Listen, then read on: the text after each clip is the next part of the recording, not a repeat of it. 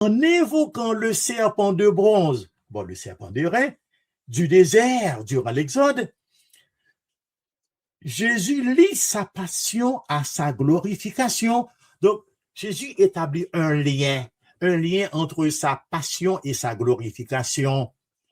Donc, pour le fidèle comme toi, pour le fidèle comme moi, qui chemine vers l'ascension, ce texte est une boussole, en ce sens que la vie nouvelle n'est accessible qu'en fixant notre regard sur le Fils de l'homme, c'est-à-dire le Fils de l'homme élevé.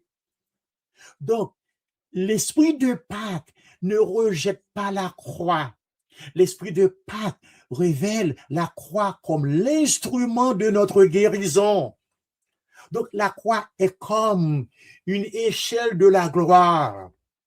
Et le psaume de ce mardi, Psaume 82, entre parenthèses 93, ce psaume, lui-même, il pourra sceller, c'est comme son sceau que lui mettait, il pourra sceller liturgie ça par un cri de souveraineté.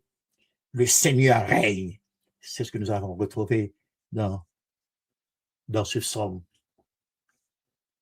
Dans l'économie des 50 jours, ce psaume assure aux croyants que la victoire du ressuscité est définitive.